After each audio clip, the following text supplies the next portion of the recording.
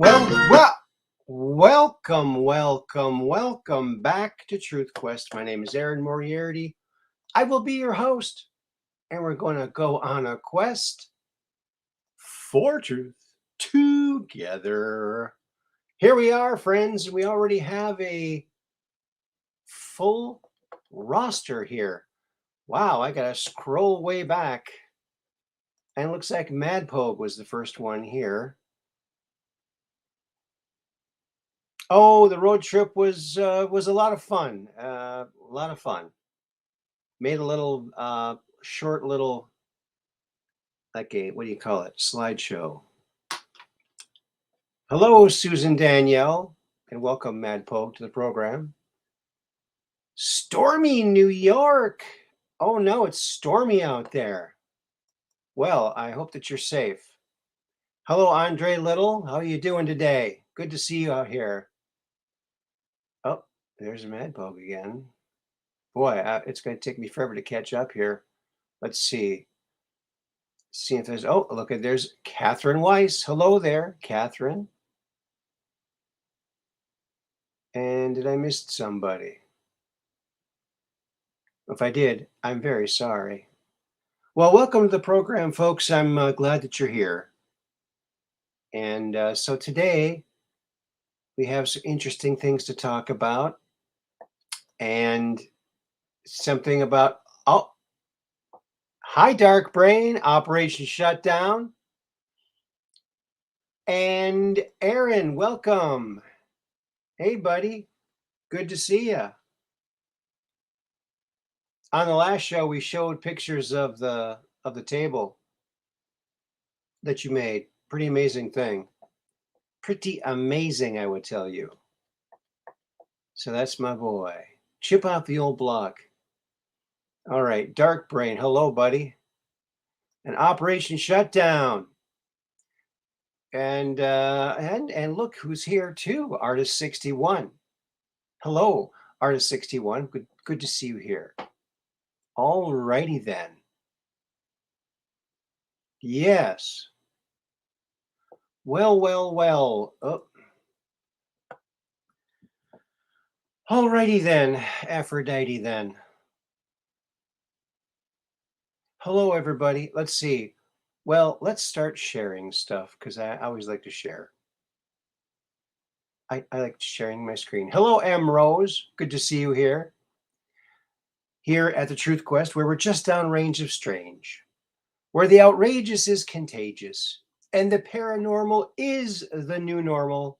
Smash that like button, and whatever number you get, that's your lucky number for a whole week, I believe. I think that's the deal. I think that is the deal. I saw this today, friends. I thought this was pretty cool. Hello, Mud Rabbit. Hey, it's Mud Rabbit. Mud Rabbiting. Awesome. Good to see you here. Good to see everybody here. So I thought this was a really cool picture. A really cool picture of Spock and Kirk eating a little grub. Looks like they didn't get much food. So yeah. Mud rabbiting, yes. You do it the best. The best. Okay. So I thought that was really hilarious.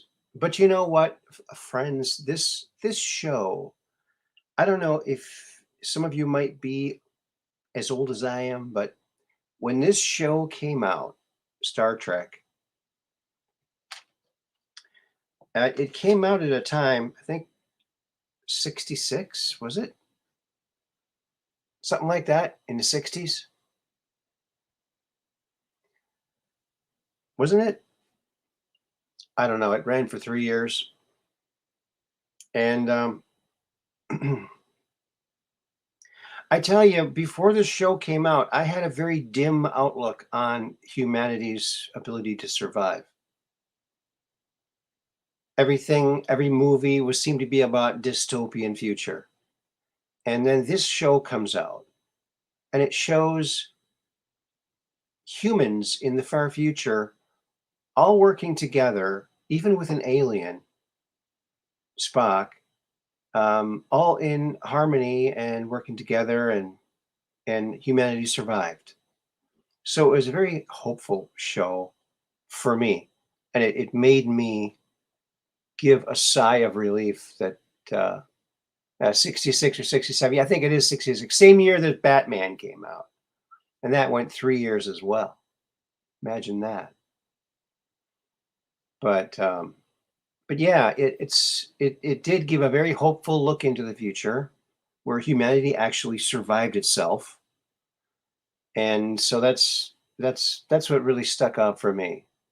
Premiere September 66. There's Austin Morris, the man with the numbers and the man with the info, Mr. Info himself, and Rosetta Stone. Greetings, fellow truth questers. Yes, you're the 10th like. All right. Awesome. That's your lucky number. Yes.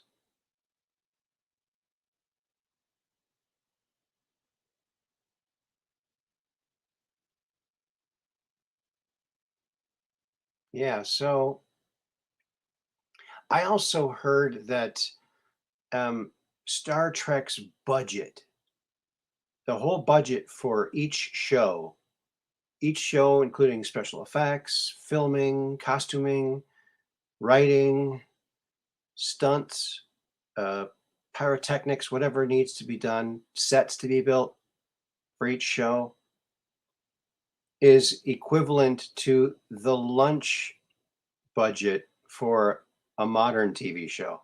Imagine that, just for the price of the food. And look, they saved a lot of money. They ate like pork and beans, and then they could have an extra special effect or something. So they weren't making a lot of money back then. But I'm really grateful that they did do that show, because for me, I mean, it made me, it restored my faith in humanity. It just to give a glimpse of, hey, look, this might be our future. Let's shoot for this. You know, don't you think? I think that's just the way that I viewed the world back then and now. Um, I want to show you something, friends. I was watching a video today. Imagine that. It was a third phase of moon video, and someone took a video screenshot of the ISS footage and captured something. And so I'm in contact with those people right now. I see right here is what to the left here. See the third phase of moon logo there, and right above it there's this angled thing here, right, from the ISS. And then over here, I have picture that I got from like last year at that same angle. Okay, you see this that little white thing on the left there? It's the same thing. It's the same view. It's the same object, only it's longer now. I think they've been building it longer. So I think it might have. What happened to Zoso? Oh, his channel got UFO Pirate 17.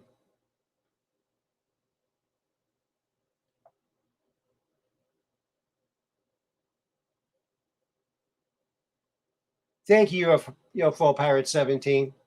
We love you too. We're glad that you're here, because I have a Q post too that I was going to show, and it's a Delta from a couple days ago. So there you go. Well, thank you very much. We need each other. Yes, we do. So thank you for that. That's very, very kind of you to say that. So he got kicked off of YouTube. Is that what he did?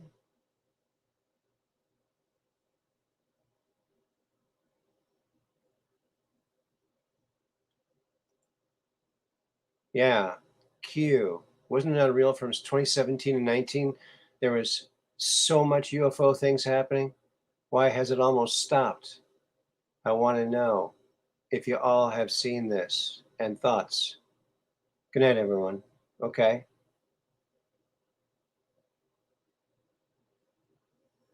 All right.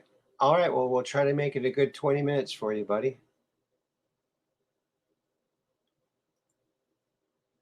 Oh, okay. So Andy Bajago's coming on the 10th. Yeah. 7 or 8 p.m. I'll have to check. I believe it's 8. And there's the donations. Hello, Dark Brain. Yes, send your anything my way. I mean,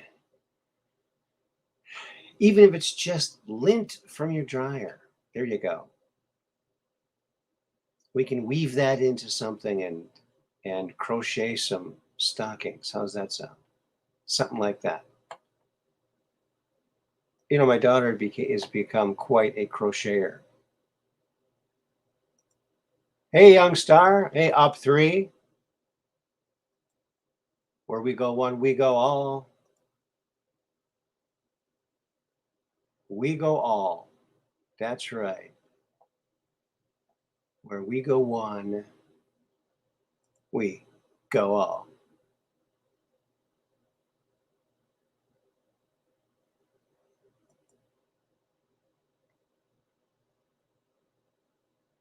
Lent. Okay. Let's get strangely. All right. Strangely. So, isn't that interesting that something that third phase of moon is just finding out we knew about a year ago? See, we're out there truth questing. We didn't even realize all the stuff we're uncovering. So there you go. Always uncovering stuff, solving mysteries. That's our job here. All right. Well, let's see what else we can solve here.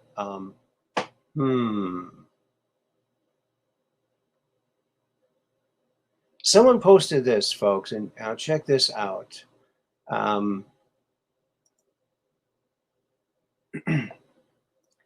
at first, I was very intrigued with this. And then I thought, wait a minute, that looks like a ceiling light with someone's hair in front of it. And I think that's exactly what it is. It seems to be. Um, oh, shrink that. There we go. And and if you want to take a look at that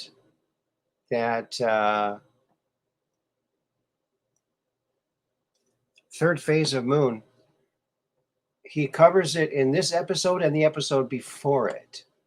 So I'll put the link in here. And if you want to go check that out, you can do that. So that's third phase of moon. So this, I don't know, man. It looks like it's a reflection of a ceiling light, and there's hair, like a dude's hairdo or something. I guess it could be a gal too. Guess you just don't know. There's not enough to look at there. It's a hairdo. Yeah, they get stuff sent to them from all over, and they do a great job. Yeah, but now this one here, I don't know. It looks to me like just a reflection of a light. It looks like there's like a power plant there nearby. But yeah, it just looks like a reflection of a light to me.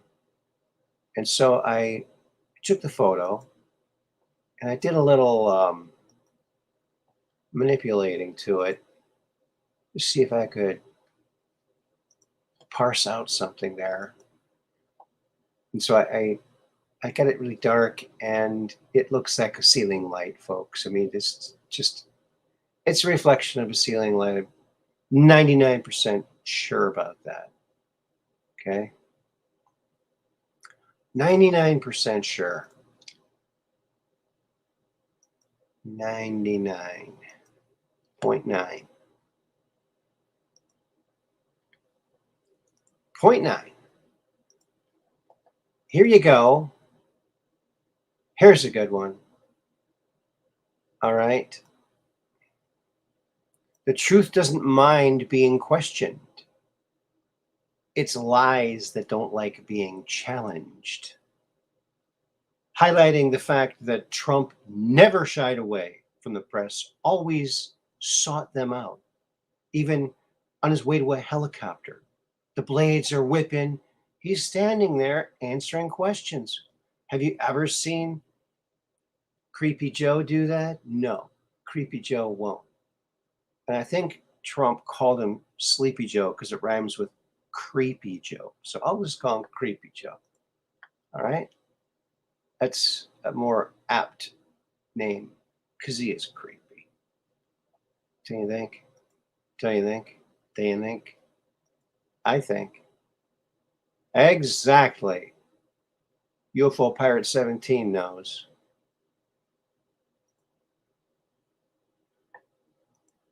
That's right. Okay. I hope this is the right one. Yeah, exactly. Okay. Let's see here. Might be able to see it. Where is it? Okay, I got to get to this so I can read it. I guess I can get rid of that.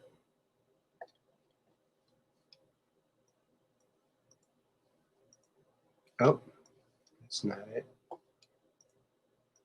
That's not it. Oh, I know what I do. Hold on a second here, folks. I'll get to it here. There we go. Got to get to the finder. Okay. Now, this is from June 30th, 2020. Number 4544. Interesting number. 4544. These are the times that try men's souls. The summer soldier and the sunshine patriot will, in this crisis, shrink from the service of their country. But he that stands by it now deserves the love and thanks of man and woman. Tyranny, like hell, is not easily conquered. Yet, we have this consolation with us that the harder the conflict, the more glorious the triumph. What we obtain too cheap, we esteem too lightly. It is dearness only that gives everything its value. Heaven knows how to put a proper price upon its goods. And it would be strange indeed if so celestial of an article as freedom should not be highly rated. Thomas Paine. Q. There you go. A quote from Thomas Paine. And a very good one, I would say. Thomas Paine. Probably related to Zach Paine, I would say. That's my guess. Yes, Dark Brain, 2020. Yep. June 30th. Oh, that's June 30th. I'm sorry. Yeah. I'm sorry. It wasn't May. It was June 30th. So, yeah, I guess it's a month away from a delta, from 1 year delta. But I just think it's a good one. A very good one. So, yeah, I guess in my mind, I thought it was a delta, but I guess it wasn't. Wishful thinking. Wishful thinking. Yes, you're right. You are right, Mud Rabbit. June 30th. Yes, my mistake. Yeah.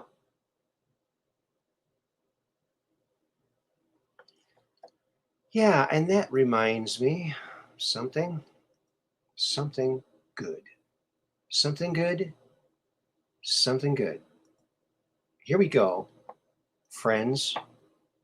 Hello, Peggy Dancer.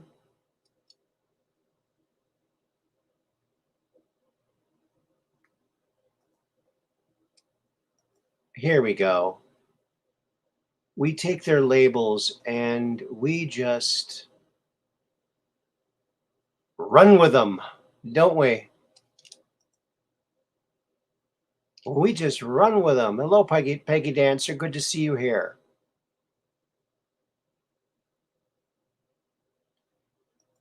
We're not even close to the precipice yet. Soon, though. Love and prayers to all of you.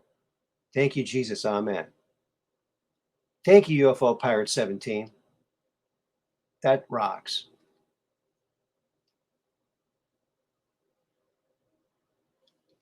Hey, Willie Fix-It's in the house. And hello, up 3. Peggy Dancer.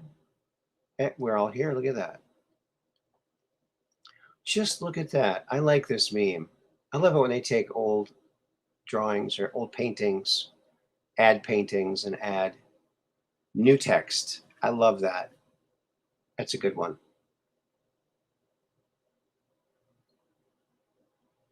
Yeah, it's a very good one. So we got a couple more, don't we? Mm-hmm. Oh, we do. Oh, yeah. You know, folks, have you ever seen this video of this elephant that can paint? Right? Have you seen this elephant that can paint? And paint a picture of an elephant. Paints a picture of himself. Have you seen this? These are very intelligent animals. And you know what? Nothing surprises me these days. Nothing surprises me because these animals are so intelligent. They've got a way bigger brain than ours, right? So when I see a sign like this, I think, wow, elephants are really moving up. They're moving up, baby. So there you go. I didn't even know they could drive. Elephants, please stay in your car. Please, elephants, stay in your car. So what does this mean? Okay, number one, it means elephants have cars. Okay, that's a new one on me. All right, and they can read. There you go. Well, I knew they could paint, or at least one of them can. So you never know, right? There you go. How do you like them apples? Oompa. You didn't even see that one coming. Oh, good. I can still pull them off. Oh, and there's X runaway goldfish. X runaway goldfish because you caught the goldfish and put them back in the aquarium, right?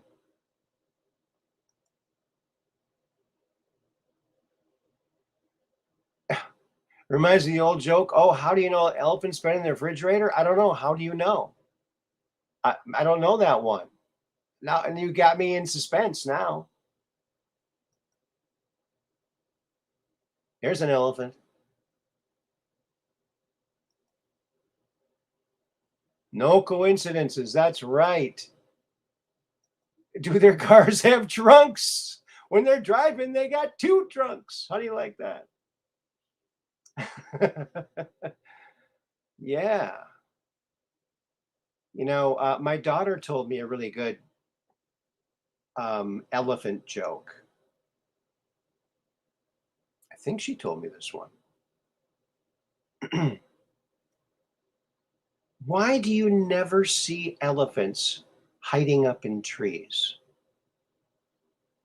Why do you never see elephants hiding up in trees? Anybody?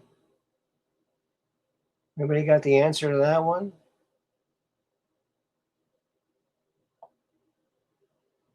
Maybe I'll type the answer in.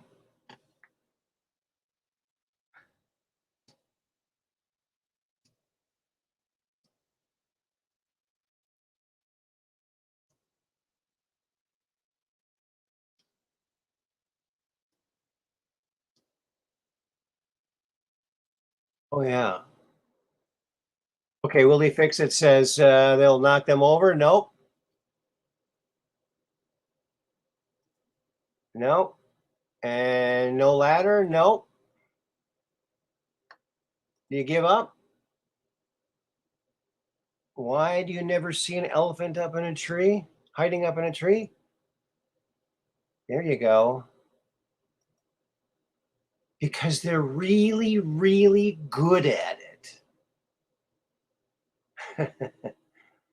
They're up there. They're just really good at hiding up in trees. Yeah, I love that one. I really like that one. Nope, nope. The answer is this: because they're really, really good at it. You don't see them hiding in trees because they're so good at it. They're up there, but you'll never see them because they're really, really good at hiding up in trees. Oh, yeah.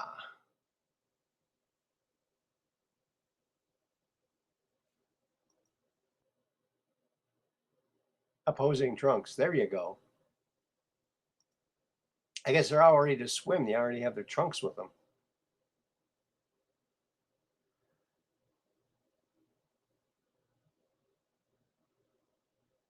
Oh, you think UFOs have disappeared? You mean in the sky? Oh, you can go out at night and see them anytime you want. Just go up there and point your camera up. You'll see a bunch of them. But these days, what is it, Because is it a drone? No way to know. Daytime sightings are always the best because then what you see is what you see, right? When they see a mouse. Yeah, they stay in the car when they see a mouse. That's right. Okay. All righty, Aphrodite. All right now. Okay, here we go. Got to keep on track here. Keep on track. So here's something kind of weird. This is something that's also brought up in that um, video that what you call it video third phase of moon video that I put the link to. So here you can see it looks like an alien coming up off the sun. Now, of course, here's a blow up of it over here. And there was a couple of different instances where the ejecta from the sun looked like something. But I think if you looked around this, there's a gigantic ball of darkness there, sort of. I don't know. Who knows? But obviously, it's not an alien creature. It's just some kind of solar flare going off the sun. And, like I always say, natural things will look like other natural things, right? Look at that guy. Oh, wait a minute. I got this set up wrong. Okay, how about like this? There we go. That's what I meant to have it at. See, there we go. That's a little bit bigger, huh?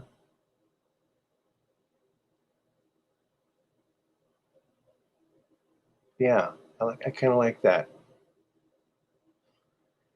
So there you are. The sun. What is it? It's on the sun. On the sun. It's pretty hot up there. Pretty hot. Anyway, so that was an interesting image. I mean, it doesn't really mean anything. It really isn't an alien. Although there are claims that plasma beings live inside the sun. And there are also the same plasma beings that live in the upper atmosphere of Jupiter that feed off of the radiation in the upper atmosphere. They also live inside of the sun. And this is what Corey Goode, the secret space program, the scientific vessel that he was on, they discovered this. They discovered these things. Very weird.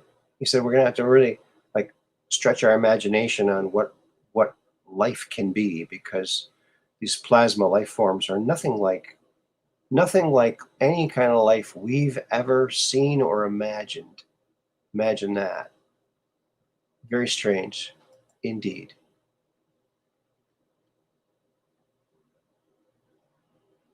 Boy, they're doing lots of road work up here. And they're replacing all this stress concrete with tar. I just think that's a mistake. Stress concrete's way better, I think. You know? Now, here we are in America, and one of the great things about America is that we have freedom of speech, freedom of the press, and freedom of religion, right? You can be whatever religion you want. You shouldn't tease people about their religions. People should be free to be whatever religion they want to be. That's one of the freedoms that we enjoy here. And but when someone misspells their actual real religion or their belief system, that's when you gotta wonder. Okay, so check this out. See if you can see what I'm talking about here. I'm a Catholic. You spelled alcoholic wrong. Yeah. Oh. So good. That cat behind that plate in that seat, he's got some wisecracks, doesn't he? Second season construction. Yeah, Wisconsin second season construction. All right, UFO Pirate 17, have a good dream.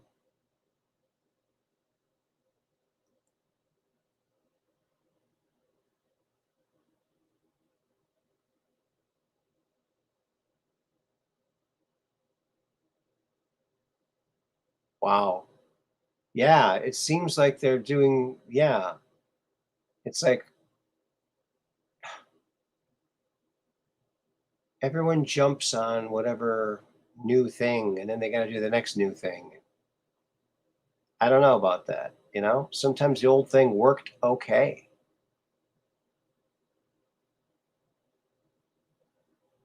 Tesla? Hmm. Good night, Pirate 17, UFO Pirate 17.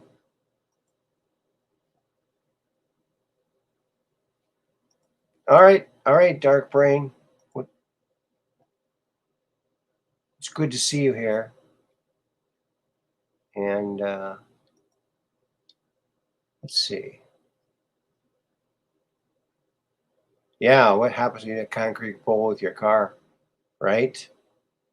Maybe they're trying to make concrete poles because those are more difficult for people to cut down, because people are cutting some of these things down. You're welcome. You're welcome, buddy. Good night.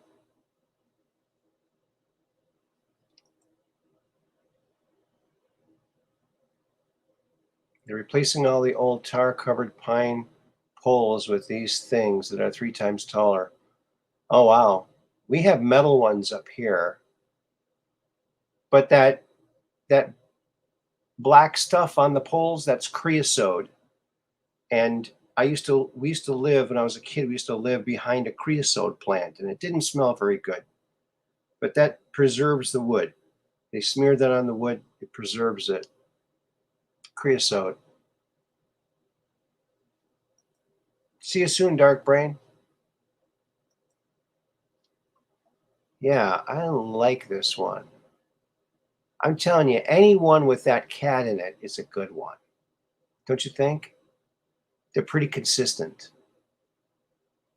If your meme lord is using that, that's a good formula. There you go. You can share a lot of truth with that. It's kind of fun. Kind of fun.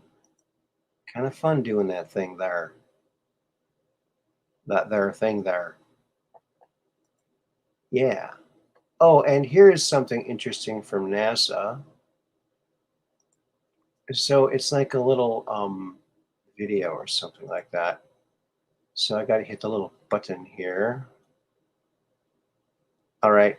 I got the sound off because we don't need sound. Look how the clouds are avoiding Australia. Kind of suspicious, isn't it? There's a way to keep, um, there are ways to keep the clouds away from the land if they're trying to starve the people out. Look at that. Very few clouds over the whole continent of Australia over however length of time this is. Let's see. Incredible visualization of the dramatic motion of the planetary atmosphere courtesy of NASA.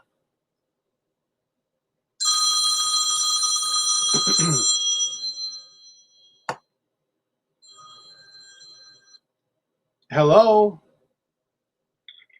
Yes, Michael. Hey, Mike. Hey, we're on the air. Oh my God. Hey. Are you okay with being on the air? A little bit. I'm just like saying, hey, she's in the other room. That's like old times, kind of like. So, yeah. It could get really real on the air here any second. Uh-oh. Yeah, okay. We're doing really fine. Awesome. Good to hear. After the divorce, we're doing really good. That's, We're all waiting for that book to come out that you're writing. So that's awesome, dude. Yeah. That's great. Things have been going really well. Going good. Good. The back injury is getting better. I'm still doing PT. Things are going good. Okay, good. Yeah. Well, send your prayers to Mike the fireman to help him heal even faster than he is, because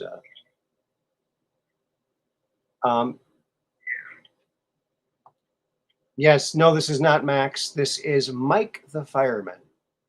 He is a fireman, which means he's a hero.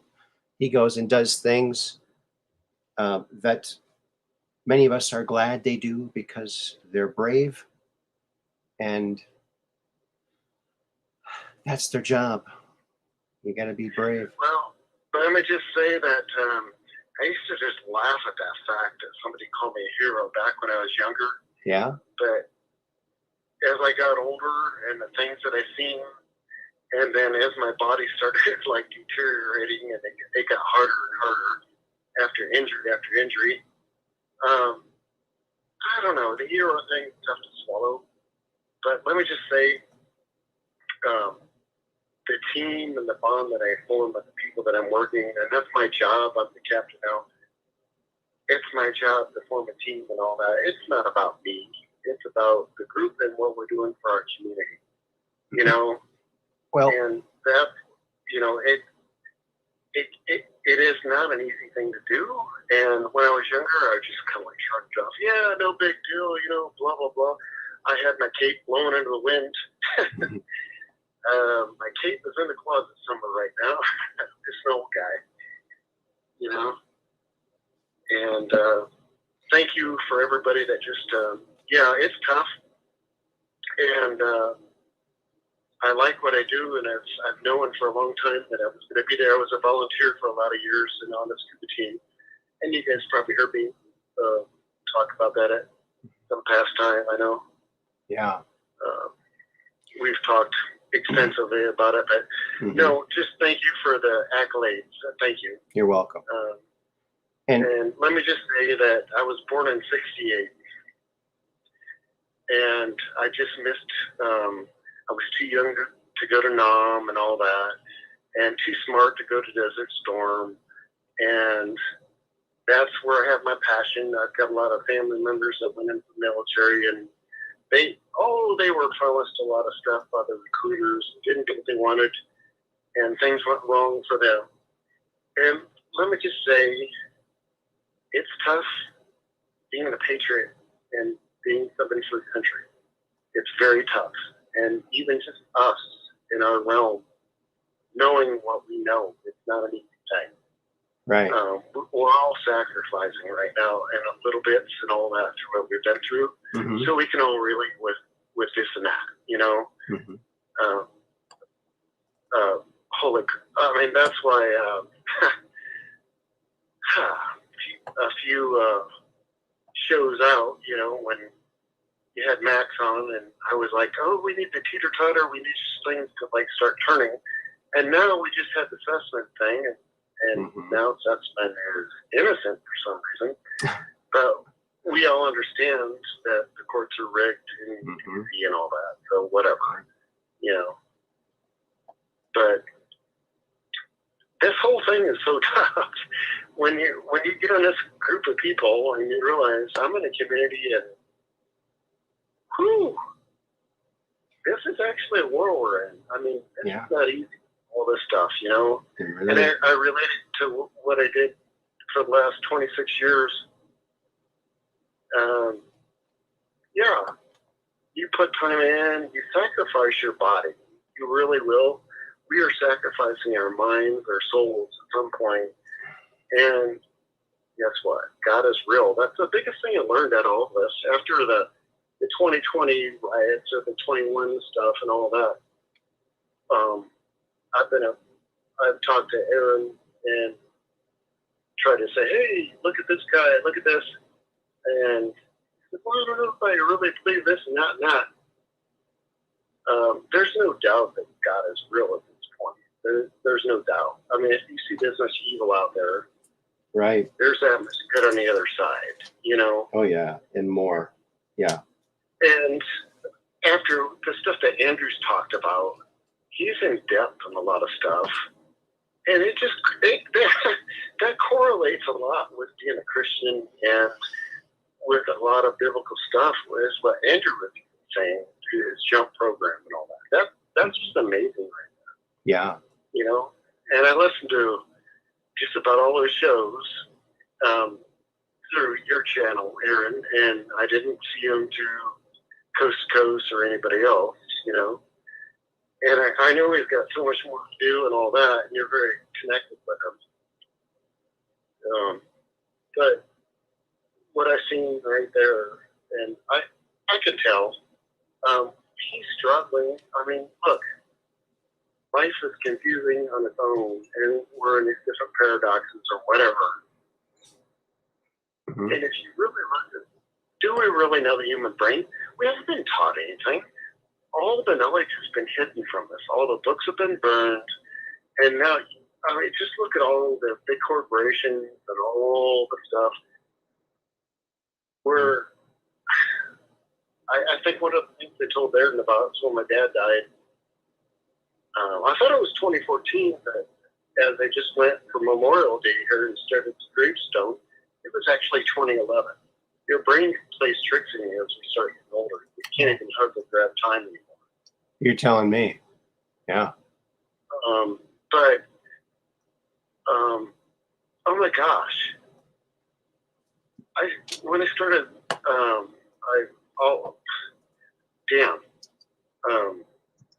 I don't want to get into a big rage like I got when Maximal Smart was on a few months back. I don't have to. No. What I'm just going to say is, I'm just going to reiterate what I said there. It's just so amazing that we are really, our whole people, all of us in our community, everything, are just on a bigger aspect of just us, the people that are awake. It's everybody. We are being taken by a bunch of people that figured this out and studied this, knowing how to do this over. When you can understand that there's people out there that figured out that cannabis can cure this and that, and then you look back in time and they make you all look like a bunch of tie-dye wearing hippies because you had cannabis. But now there's people and there's whole communities that are curing diseases for it. But yet, big government, which is big pharma, doesn't like that. Now, the breakdown of why that's true, if you want to just sit there and rebuttal me, okay, why is CBD still a Schedule 1 thing? Right. Because it still stops seizures. It's still a medical thing, blah, blah, blah.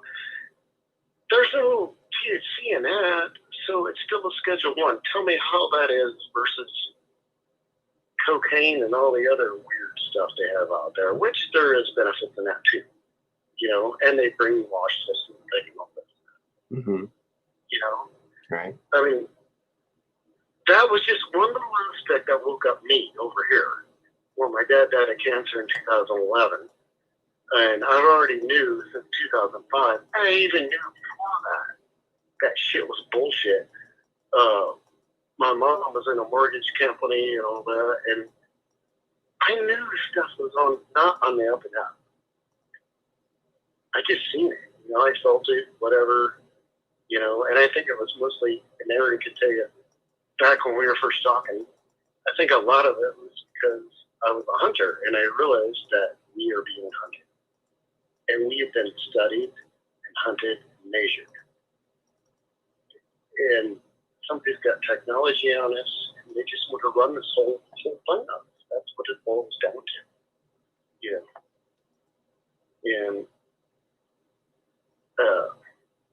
you had Maxwell Smart on that one couple months back when I was talking, and I think he was on board, but mm-hmm. I just I was at the point where I'm done, and I just want to take action and say, look, let's vote them out. Let's do whatever we got to do. Let's me drop them in the head. Let's do what we got to do. And here you have this one guy. Here we finally had a president that got us out of the Paris Climate Accord, changed NAFTA. I knew NAFTA was BS way back in the day. Yeah. Here I am, a 20-something-year-old dude. I have my own business. I was a firefighter at that point, and I thought, okay, cool. All right, how's this going to work? We got NAFTA. Oh, a bunch of Mexican dudes with little pickups. How are they going to stop them? How are they going to regulate them? No, they were going to just regulate you and me. They weren't going to regulate other people. And I figured that stuff out way back when. Mm-hmm. Yes, you did. Oops. Yeah, I love. Yeah, right. Yeah. I love your analogy. Anyway, but I don't want to get. I'm not going to get angry like I was. No. I was very angry, and I was like, okay, all right. My theory was we just need enough people to figure it out where the teeter-totter will tip, mm-hmm. and people will start turning on each other. Well, I really think we were close to that. The suspect thing is a little bit different because it was in D.C. And we know Durham has way more on these people than that. Oh, yeah. Yeah. And I follow this 22. I see what's going on. Come on. Yeah. And I have a half a brain, Mm-hmm. But guys, we just got to stick in there. And I don't know. There's still a lot of really stupid people out there. I'm just going to throw that out there right now. There's a lot of 5%ers, Yeah, there are some very dumb people. It makes you wonder how their brain has enough power to keep them breathing. It just it amazes me how dumb some people are. But some of the people I know, they're very intelligent, but they're in their own little clique. Mm-hmm. They're just in their own little world. They only need to know certain things, mm-hmm. And then I think I told you about this.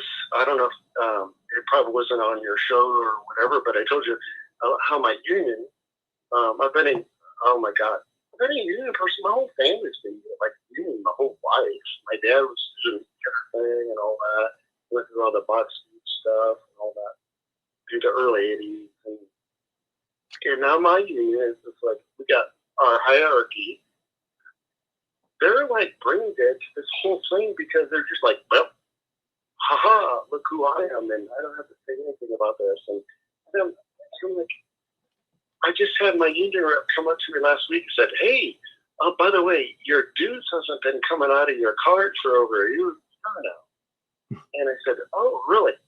Guess what? I'll have my 27th year on this fall. And I said, hey, I paid 25 years and you can retire 25 years at 55. And I said, guess what? I put in my time. Guess what? And I just went through a divorce. And guess what? I'm done. And he just kind of looked at me dumbfoundedly and all that. And I said, guess what? If you and the president and you would get all of our cronies together and say, Mike's a scab now, go ahead. I paid him for 25 years.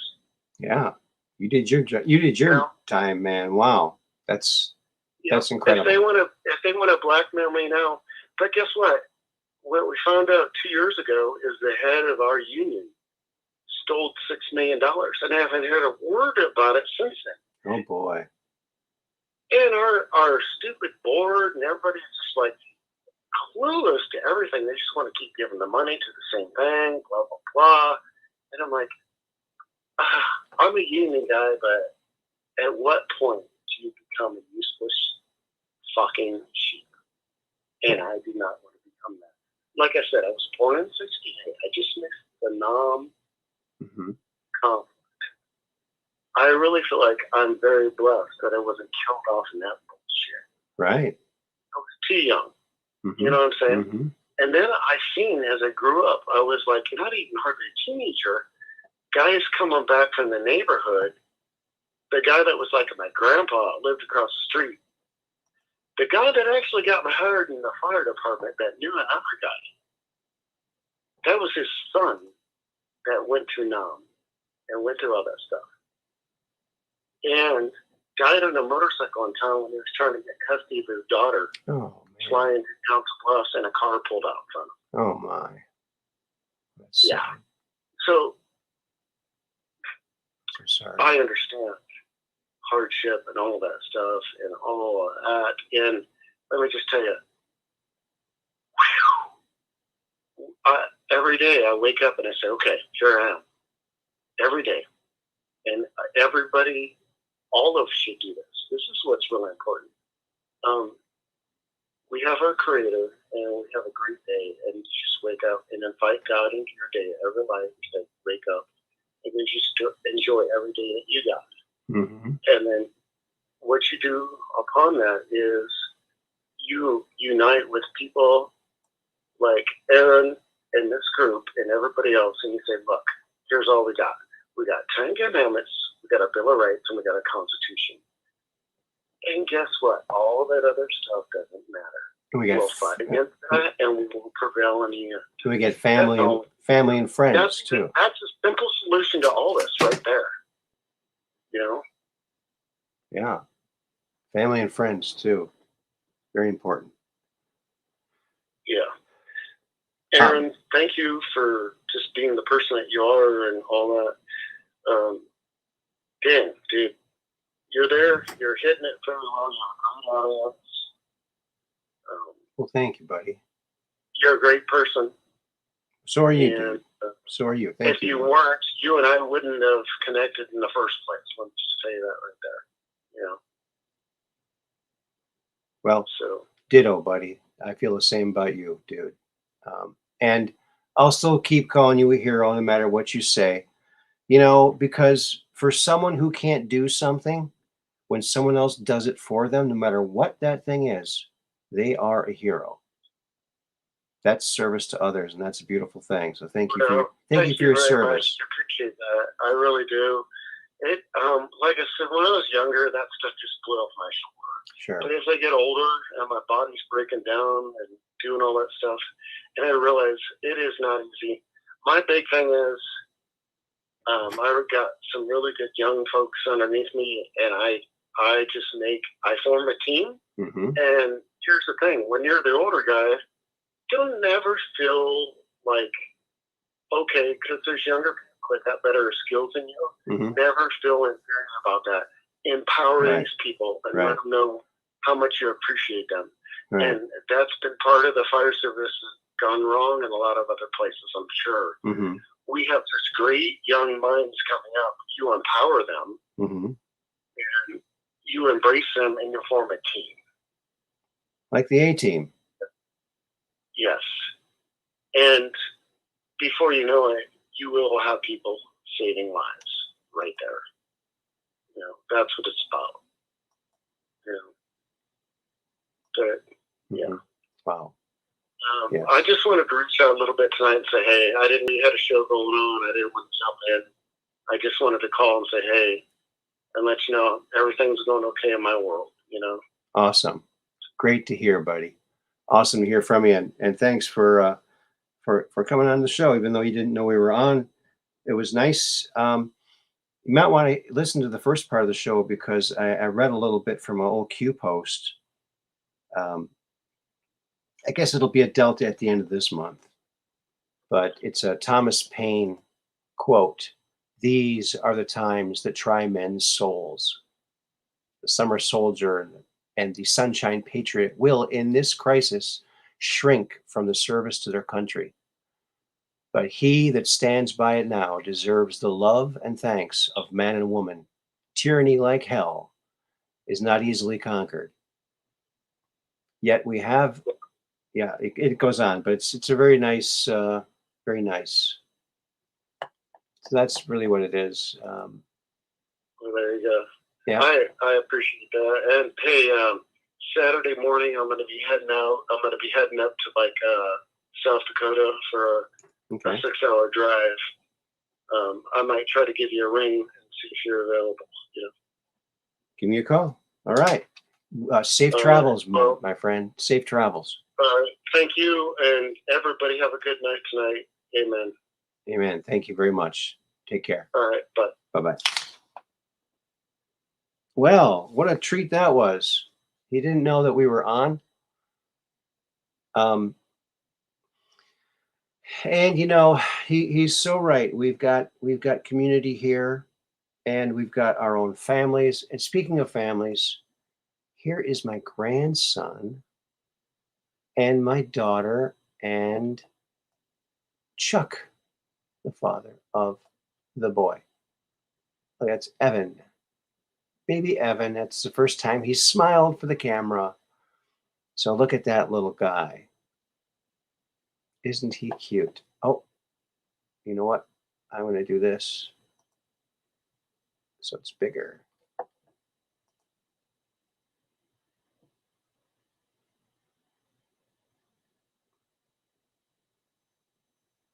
There it is. Oh, so Zoso's going to see RP? Red pill? That's pretty cool. Evan, yay. Yes, he's a cutie pie. Hello, Sharon King. How you doing today? All is well, all is well. He has your hair. No, I think that's the dad's hair there, Chuck's hair. I think I'm not sure how that works. They say the kid gets the hair from whatever relative. I don't know. It's some kind of mathematical equation, something like that. So there he is, that little healthy little boy, and yeah, he's growing, getting to be a big little guy there. He's off to college next year. That's how quick they grow up these days. Take a lot of pictures. Take lots of pictures.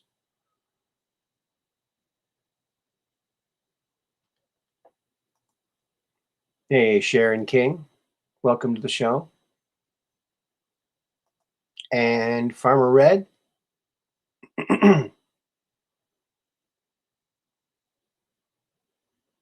Oh, that's awesome. Oh, you know what it's going to be.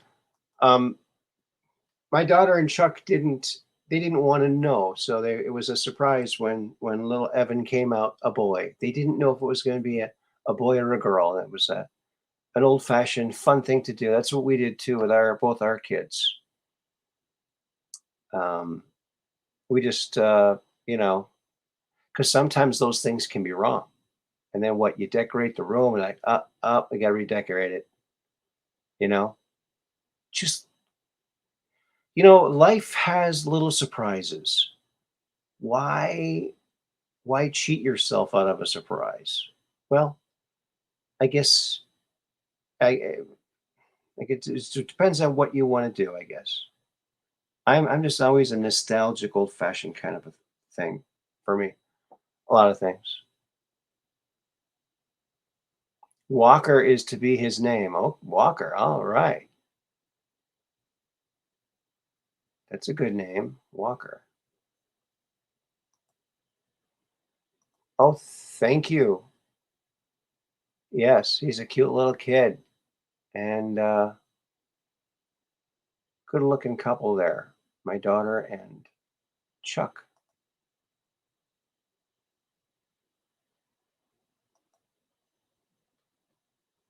Yep.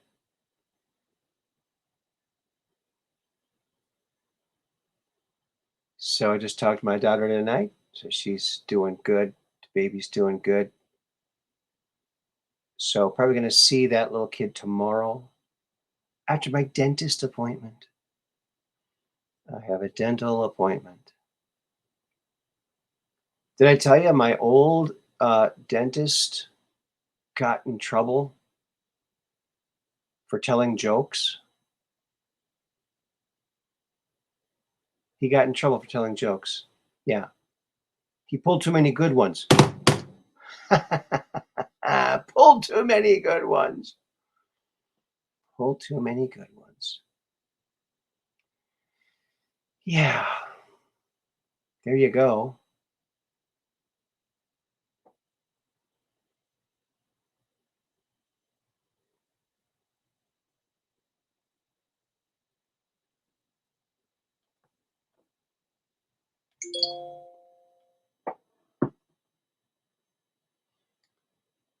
Okay.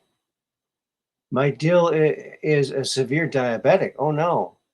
And they've been monitoring her and baby closely. And while doing ultrasound, they visually saw it was a boy. Oh, yeah, I guess you can see it sometimes. Yeah, yeah.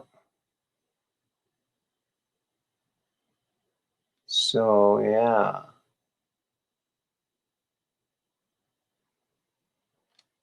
Oh, you had no way of knowing? Okay.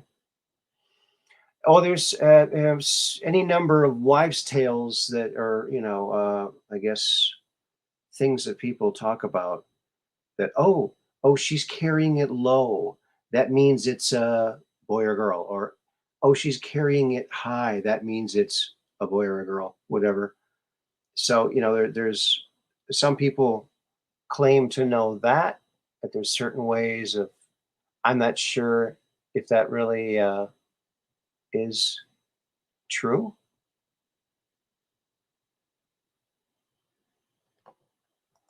Oh, your boss did that too? Didn't want to know the sex of the kids. Yeah, yeah. Until the day, and they're like, whoa, surprise. It's like, yeah, yeah. Now I remember, there'd be some presents under the tree for a few days before Christmas, and then Christmas Eve there'd be more put in. And sometimes I would sneak down and try to like undo the tape and try to see what, but then you're just cheating yourself out of that future surprise. I don't think I ever saw what it was. Oh, that's from Mike. You're welcome.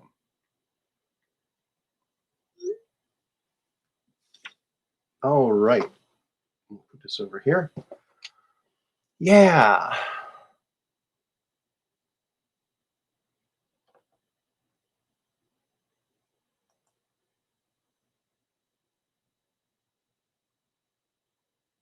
Oh, oh, here it is. Mud Rabbit's got the skinny on this. The skinny? Maybe that's not the right word. High up High and up front is a boy. Low and down around the waist, it's a girl generally. Okay. Yeah. It seems that I'd heard that. I just didn't remember which way it flopped. Didn't know which way it went.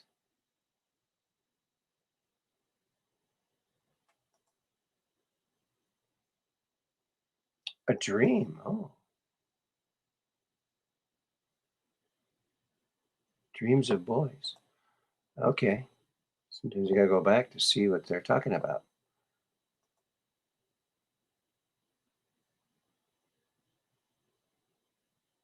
Oh, dreams of twins and your son was a Gemini. Well, there you go. Wow.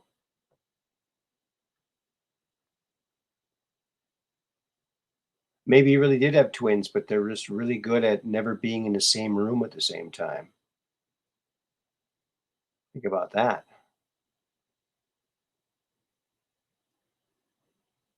Yeah. Elvis was born a twin.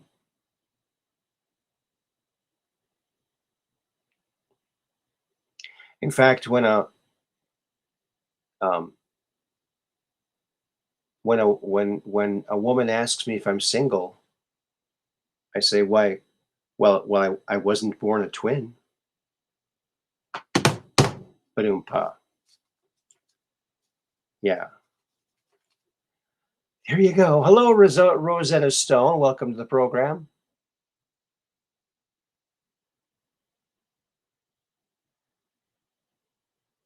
Question.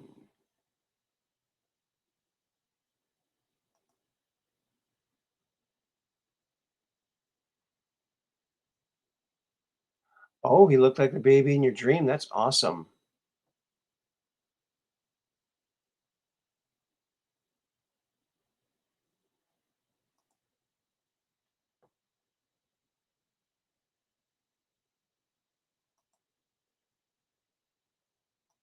Oh, that's cool. Mud Rabbit. Hi, Rosetta Stone. And there's Dark Brain again.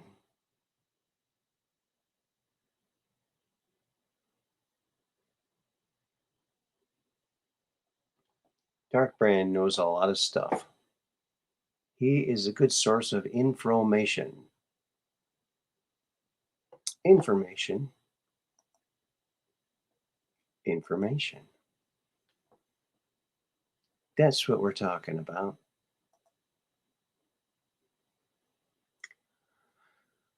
I dated a Gemini.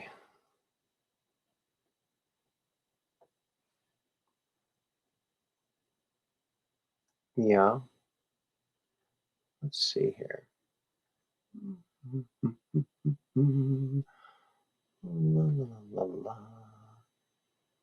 Tra la la la la. So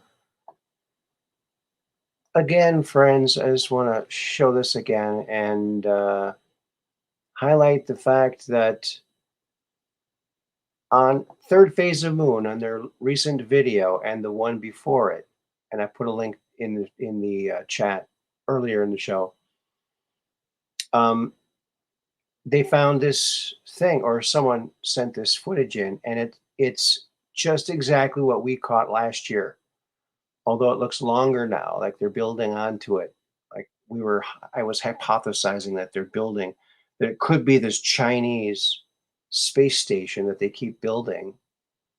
And there it is. So I contacted those people over at Third Phase of Moon. So we'll see what they say. Maybe they'll include this in their next episode. How you like that? Groovy like a record, baby. Groovy like a record. That's what I say. Groovy, baby. Groovy.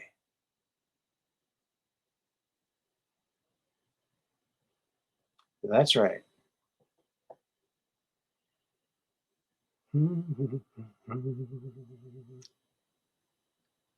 Really? Oh, really now?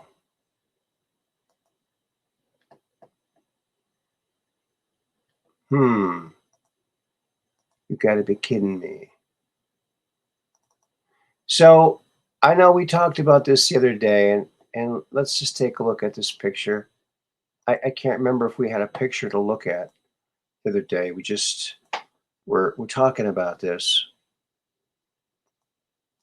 about the commander and thief. Of course, that's BCP's words.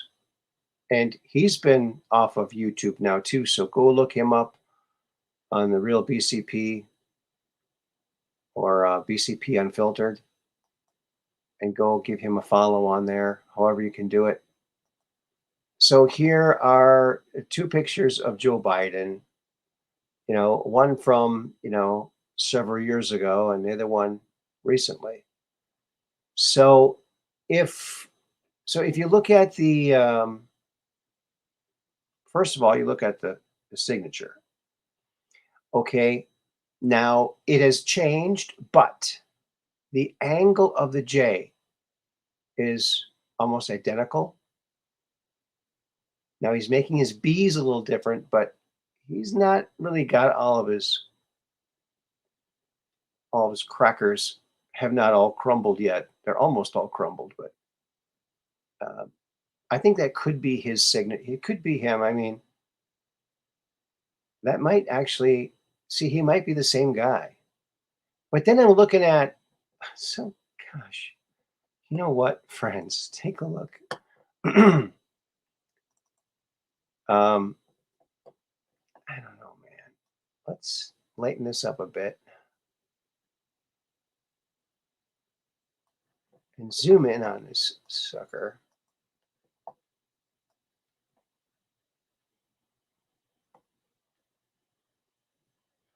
Okay, well, I can see right now it's very pixelated. So we're going to adjust the size. We're going to go from 72 to 250 dpi. We'll see what that does.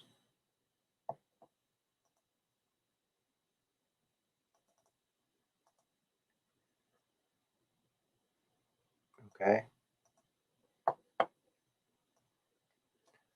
Look at this one. Doesn't he look like Tom Hanks right there? This one right here. Doesn't he look like Tom Hanks? Check it out. Or who's that guy that played Superman's arch nemesis in the first Superman movie? What was that guy's name? And this one, you know what it looks like to me? Looks like Tommy Smothers or Jim Carrey. But now, if we take a look at these two guys, and just remember he's had eye surgery, folks. So you see here he's got like these angry eyebrows. They probably said, "Oh, we gotta get rid of the angry eyebrows." So they just like tucked up here. I mean, they just stretched his face, stretched his skin like putting a new skin on a drum. Like tighten it up because it's got a loose spot.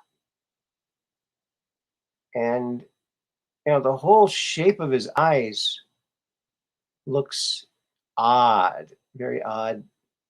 But his nose is very similar. His ears, very, very, very close, similar. I'd say the same. And the ears are the hardest thing to copy.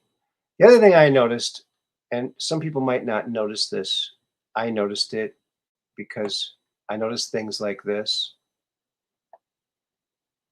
is the tie.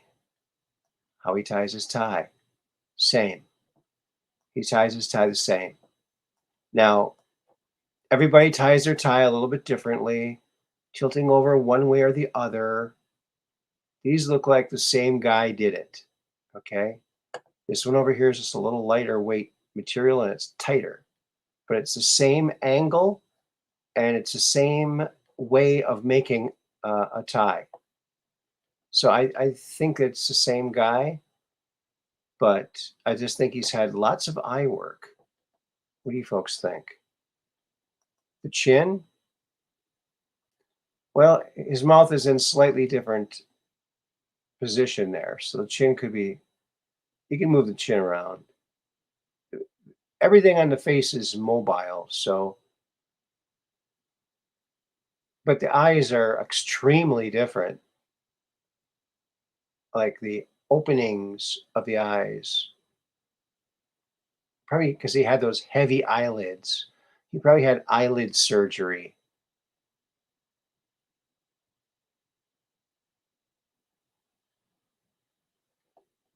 All right. It's been interesting and an amazing experience all in one. We're doing a freedom garden. Whoo! That's awesome. Going to be spreading produce love this summer. Yeah, that's awesome. That is awesome, Dark Brain. You should call in and talk about it. Put the call-in number down here.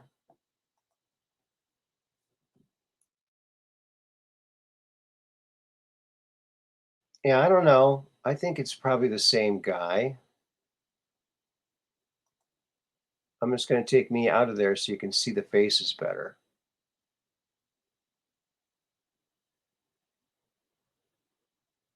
But if you look at his up here, this part of his forehead, it's the same. It's really the same. He's got a little more hair on this side because he keeps going to hair club for men and chunk chunk chunk. They give him a new couple rows every time, probably. But now remember, that hair club for men that he gets up here, he's got more hair now than he did when he was 30, folks. He was balding very early, just like his son. But he had his skull cap removed at one point. They had to do some kind of invasive brain surgery. They had to cut the top of his head off like a pumpkin, like I mean, literally cutting the top of his head off like the top of a pumpkin. Um, like, I guess just inside his hairline along on the front there and all along the sides, the whole top, like, and he told the doctor after he explained what he was going to do, he said, well, just sew it up nice when you're done because I'm going to be president someday. Because he was told he would be president someday. All future presidents are told they'd be president someday. He probably shouldn't have told him because he's illegitimate, in my opinion. Yeah, they might not be the same. They might not be the same. If they're not, it's a very, very close copy. I mean, they really they got a lot right. But if they were going to make a mask, they'd make the eyebrows look a little bit more like the old Joe, I think. I don't know. I'm not sure. Necktie. Yeah, neckties. Same angle.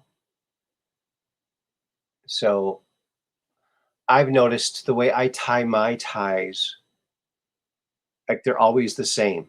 It's the same knot. And when I see someone like with a crooked one, like his is crooked, I'll go, oh, they do theirs crooked like that.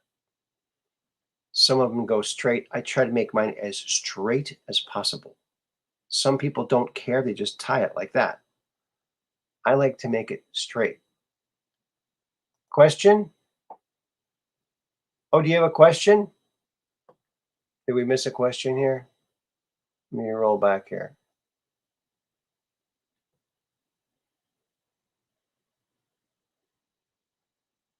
While away. Let's see. There and back in 20. Who takes your place? While in the 20 and back, is that what you're asking? The 20 and back? While you're in the 20 and back, who takes your place? Nobody. You take your own place. If you talk Rosetta Stone, if you're talking about no, No, Rosetta Stone. So here's how it works in the secret space program, how it allegedly works, according to um,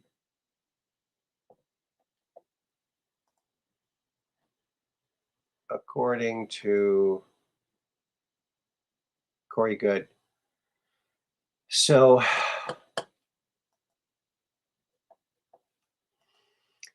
so you are inducted into the 2020 back program. I say, okay, come through this portal. You're being recruited, and you go through a portal, and you are in the secret space program. Okay, and you're living in space. You can't talk to anyone on Earth. Okay, for that 20 years, and then at the end of the 20 years, you say, "Oh, do you want to do another one, or do you want to go back?" "Oh, I want to go back." Okay, if you want to go back, they age regress you 20 years chemically. They age regress you. Takes about 2 weeks. They chemically age regress you to the age you were when you came. And then they time regress you back to your bedroom or wherever they took you from, so that it's only like 5 minutes after they took you. So you are yourself living those 20 years all over again in a fully rejuvenated, back to the same age it was before body. But your mind has been blank slated. You can't remember anything from your tour unless you're an intuitive empath like Corey. 2 to 5% of them remember their tours. And he remembers his first one. He doesn't remember the second two, but first one he does remember most of it. So that's the answer. No one's replacing anybody. No one's missing. He's only missing for a couple minutes in the actual timeline. But in reality, so during those 20 years, he's living on Earth and in space. There's two of them, okay? Like Schrodinger's cat in the box. So yeah, it's really hard to imagine some of this kind of stuff. It takes a lot of mental bending. Most men's wives tie their neckties? Really? I always tie my own ties. I always tie my own ties. I used to tie my tie while I was driving on my way to work. That's how good I was at it. I could do it while I was hold it with my knee, hold the steering wheel with my don't I wouldn't no, I'm not don't try this at home, folks. Don't try this out on the road. Don't. But you know, I worked someplace where I needed a tie. So I put the tie on while I was driving. And so there you go. So, but now what I do to save time, friends, I'm not wearing a tie today, but what I do now to save time, it wouldn't work with this one because it's got button down collar. But most of my shirts don't have button down collars. And I just leave the knot in it. I loosen it up and I put it over my head and then tighten it up again. So why? Because why retie it each time? You don't have to. That's the answer. And don't get the clip-on ties. Those things look funny. Learn how to tie them. It's easy. It's so easy. Have someone teach you that knows how to do it. Maybe I'll teach everybody how to do it one day.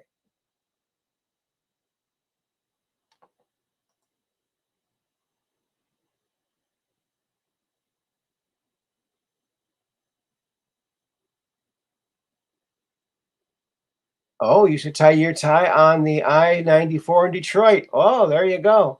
See, I'm not the only one. Oh, really, Sharon? Most all the men in my family, their wives did it. My dad taught me how to tie my tie. My dad taught me how. That's how I learned how. My dad taught me how. Okay? So, boy, I hope I taught my kid how. I think I did. Oh, I better call him up, teach him that. Make sure I don't miss that. He's 30, but you can still teach him, right? Yeah.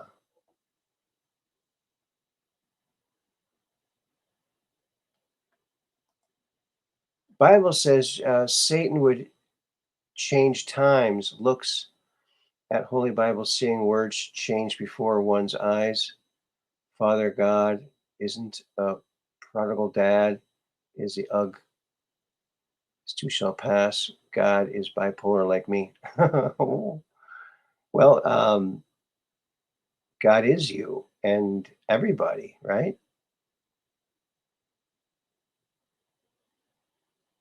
Aren't we all?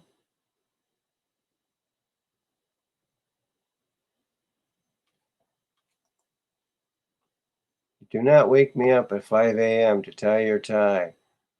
It is a slip knot. Yes. It's easy to tie a tie. I don't know why someone would need their wife to tie it for them. Um, well, I was tying my tie way before I was married. So I learned how at a young age. I was still in high school when I had this job where I needed a tie. I like wearing ties. Free banana hammock. You got to check out my friend Randy Ketcher's hammock. He invented the tip-proof hammock, and it's amazing. Amazing, I'm telling you. Hey, Ralph, how you doing? Good to see you here. Oh, your dad taught you how to?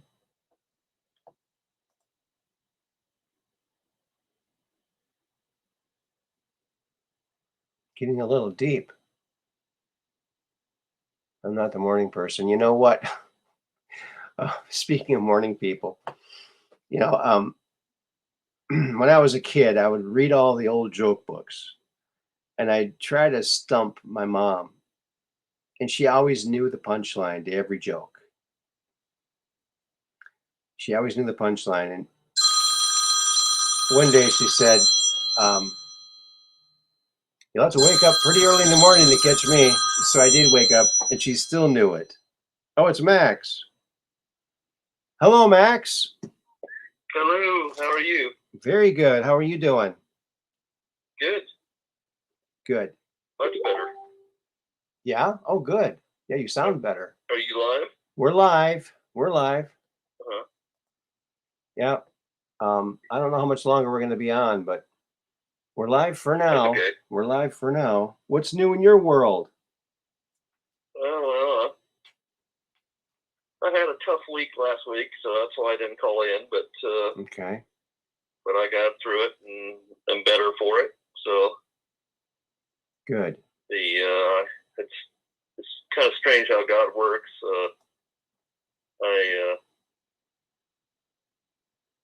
I was having all kinds of issues, and I managed to scrape my leg on the back of a cooler, and it bled for a little bit and then stopped, but it kept weeping.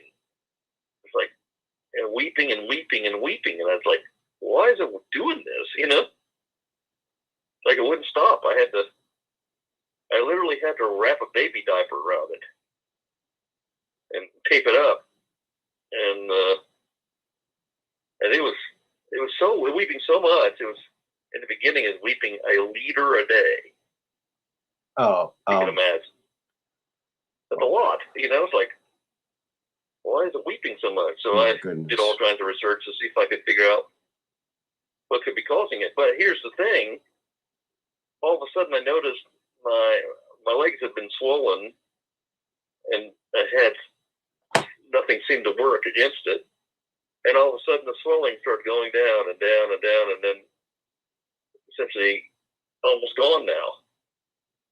And it's almost like I had a backup of this fluid in my body that was causing some of this problem. And, well, then I discovered, yes, maybe this points to something, because the body gets rid of lymphatic fluid through the liver. The liver has to process it so it can go to the kidneys and then the colon.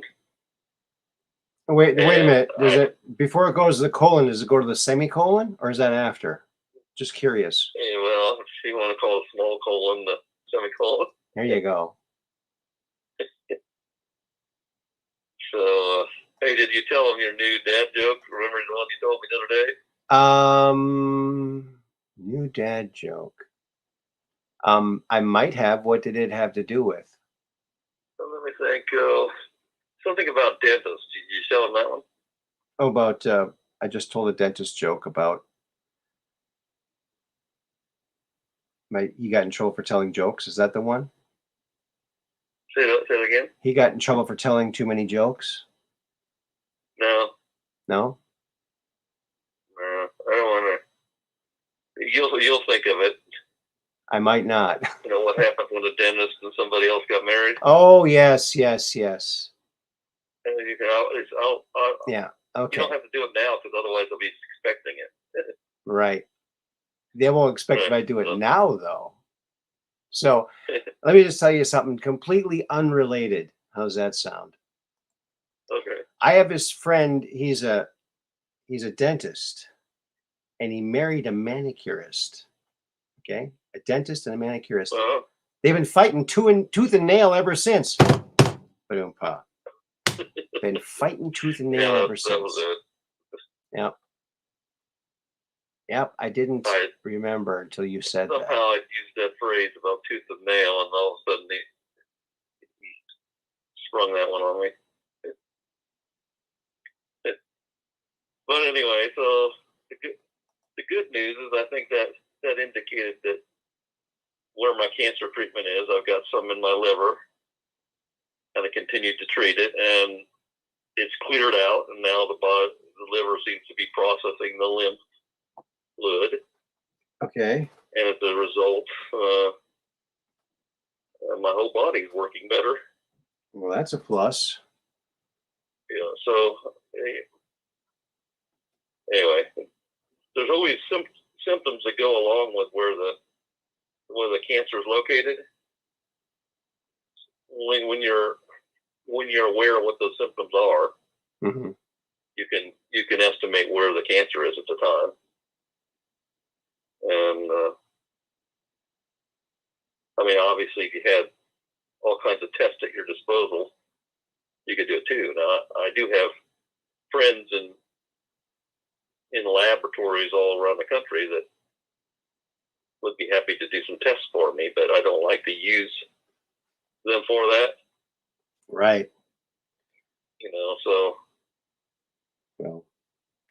Well, we're praying for you, buddy. We're praying for you. So everyone, it's working. Put a prayer in for our old buddy Max, and our old also our buddy Mike. He called in tonight too, Mike the fireman. And he brought you up too. Something wrong with Mike?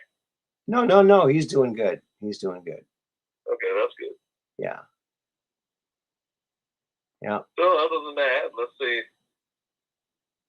Just trying to prep for the day when our this financing we've been expecting, prep for the day it arrives, which is quite difficult because you don't know which there's different financial packages coming, and which one each one is designated for a particular project. So mm-hmm. It's kind of hard to prepare for something if you don't know which funding is coming. Right. So you've got to kind of prepare on all fronts. You know, if this one comes in, this is what we need to do next. If this other thing comes in, this is what we need to do. And so we can't really do a lot of planning until we know. But I can build the capabilities, the general capabilities, like find points of commonality, like which kind of equipment's needed. Okay. So what have you guys been talking about this evening? Oh, lots of things. Lots of things, I guess. Q post. We read a Q post. I thought it was a delta, but it's actually a delta for the end of this month, June 30th. No. Yeah. June 30th, 2020. It's the one, these are the times that try men's souls, the summer soldier and the sunshine patriot will, in this crisis, shrink from the service of their country. But he who stands by it now deserves the love and thanks of man and woman. Tyranny like hell is not easily conquered. And it goes on, but it's a Thomas Paine quote, Q put. Right. 4544 is the number of the Q post. So yeah, it's a good one to keep our heads up and keep plugging away, because if you give up, they win, and we don't want them to win because they never give up. These evil people, evil never gives up, and that's the only time they make headway is when we're not paying attention. Right. And now a lot of people are paying attention, and it's getting harder and harder for these weirdos. Speaking of weirdos, it's Weirdo Month this month. I mean, you know, I think everyone has a right to be whatever kind of person they want to be, but, you know, don't make a whole month out of it and shove it down everyone's throat, you know? Yeah. Because at that point, get back in the closet, because you give them an inch, they take a mile. I mean, I don't know. Right. There's one thing, you know, we can all agree everybody deserves equal rights in terms of the basic rights under the Constitution, right? We all agree that. Yeah. But we don't believe in special rights, because special rights, you know, involve some kind of ism, you know. Right. You know. Yeah. So when people start demanding special rights, then, you know, it's not fair to the rest of some other group. No, it's not fair when one group hijacks something like a rainbow. Like, what? It's the basics. Yeah, it's the basic of elitism, right? If you expect special rights, you know, it's so transparent what they're trying to do. What they've been trying to do. They're trying to get people to hate each other. But the problem is that everyone is so accepting. And that's not a bad thing. It's a good thing. But they're trying so hard to pit people against each other. It's just not working. Because everyone's like, I think they underestimated the real deep. Oh yeah. The deep goodness of the American people and the patriotism of the American people. I think they don't realize that when people start to figure out what's going on, they're like, we don't want this. Yeah. I think they got really used to always controlling the narrative and getting their way. And now they're hitting some road bumps, and they're not quite understanding it. And they're freaking out. They're freaking out, really. You think about it. We've been told all along that God is in control, the patriots are in control, the military is in control. And of course, we're all a little frustrated because we don't see those actions of the military, for example, behind the scenes. Mm-hmm. We know they have to exist. We know they have to be doing things, right? They're not sitting back and doing nothing, right? Mm-hmm. We know that. So you know. So you have to understand. There's people who say, "Oh, there's nothing happened," you know, nobody's fighting back. Well, that's not true at all. It's not being made public.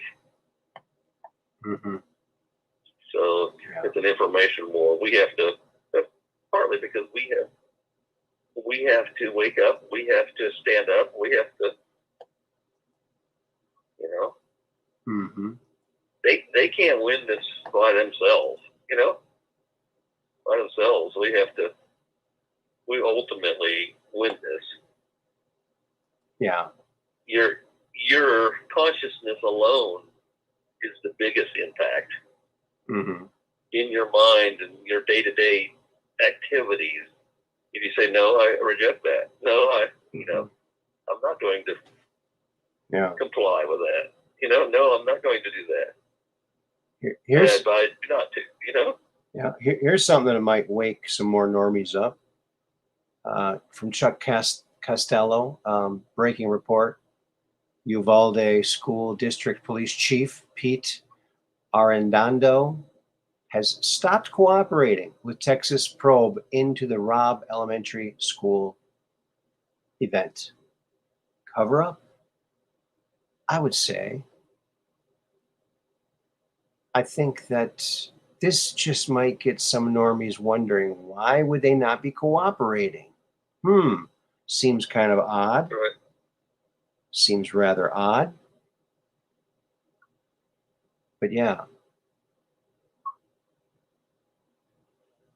Yeah. So, you know, it's quite obvious. The more the mainstream media plays these things, right, you get copycats.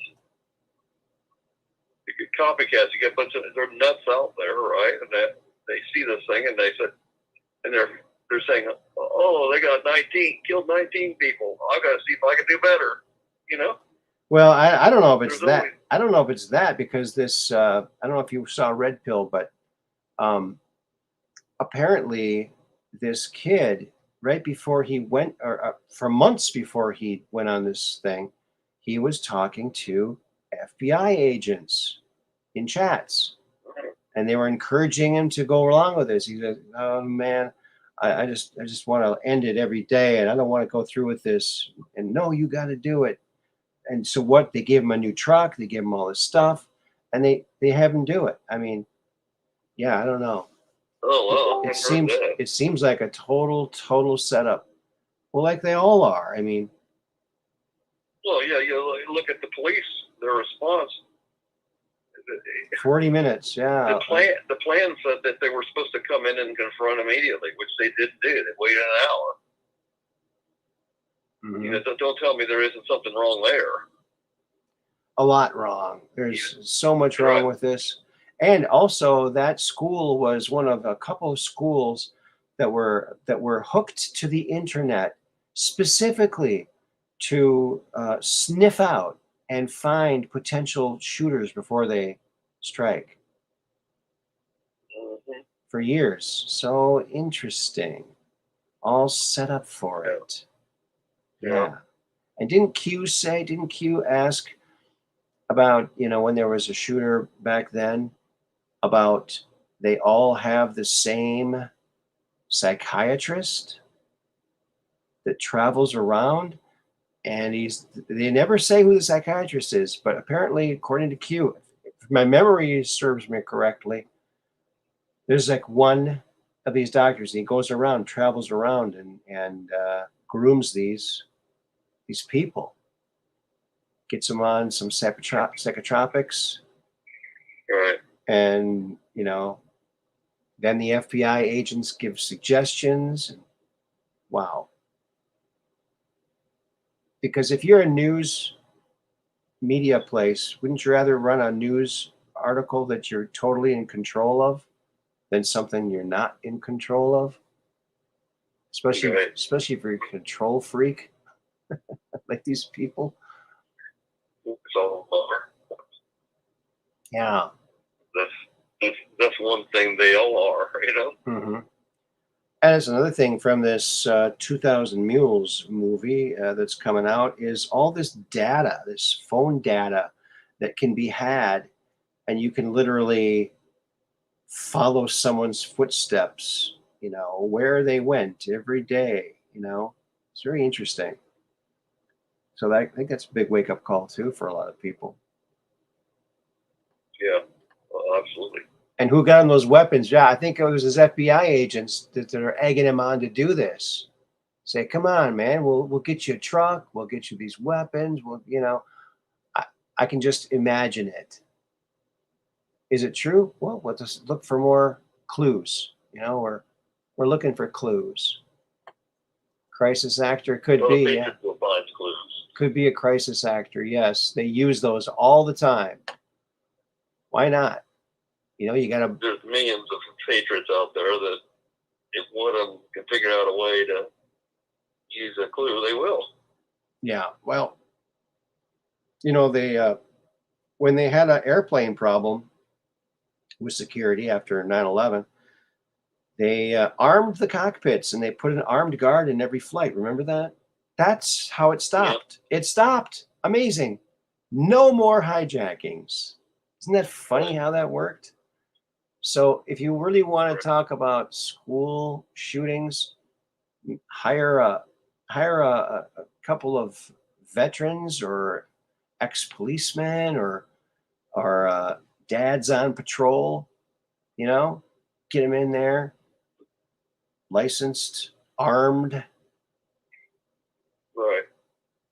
Yeah, and then find if there's a reason behind why there's a sudden increase of unstable people, then you ought to find what that reason is. Yeah. Who their doctor is. And what they've find been. what's motivating them. Find if there's somebody pushing buttons. Yeah. Yeah, it's crazy. Yeah. I mean, a lot of people have made that pointed that out, these expensive weapons and isn't that funny how the last two shootings used AR weapons? Because before that, they were never used. And that was very, very uncommon, yeah. Yeah. So what does the deep state do? Oh, we need to orchestrate a couple that use those things so we can attack them again. It's so transparent what they're doing. But they're playing with human lives, and it's really sick. It's disgusting. But evil people do things like that. Just keep shining a light on these dark people. Birth rate is taking. The mainstream media, of course, they never acknowledge what the real purpose of the Second Amendment is. It's not just so that you can, be a sports person. It's there to protect you in the event you have a corrupt government. Right. Exactly. And they never acknowledge that because I've heard one person on mainstream saying, "Well, the Patriots had muskets and." They never anticipated AR-15 weapons. We don't need AR-15 weapons. What possible justification? Well, it's quite easy. If your government that's corrupt has AR-15s, you ought to have the same. Mm-hmm. Yeah. Yeah. Yeah. It doesn't take a rocket scientist to realize that. So. That's right. That is right. It's okay. They're not going to win. This is, like you mentioned before, evil never stops. Well, they don't stop until we defeat them. Right. That's how they stop, and that's the nature of why we exist right now. It's just our job.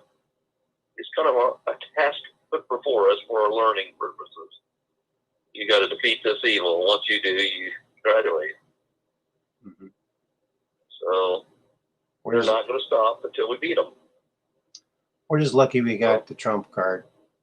And people like Marjorie Taylor Greene, I tell you, she is just a powerhouse. And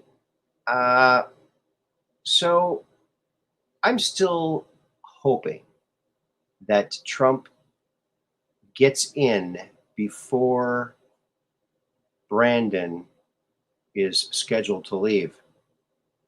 And I hope that happens. And if that happens after the 2-year mark, he can still run in 2024. And if he does, who do you think he should pick for a VP? Max? Who would your best guess be for a VP? And the chat too. Well, obviously, the strongest would be the governor of Florida, but we don't necessarily want him to leave Florida No, I don't think because so. he's a powerful stabilizing force for the country right now. I agree. Yeah, shining example to other states. Right. He's doing powerful things there, and Mm-hmm. to lose him, from that role could be a negative. Mm-hmm. So yes, we have to be careful. But I'm sure Trump, he'll consider all these things. Now it's interesting that he doesn't talk about running and whatever, and there's a reason for that. If he's actually in power, like I say he is, then he can't say that, right? Right. Artist 61 says General Flynn. Oh, that's good. That would That's be a good one. That would be good. I think Candace Owens.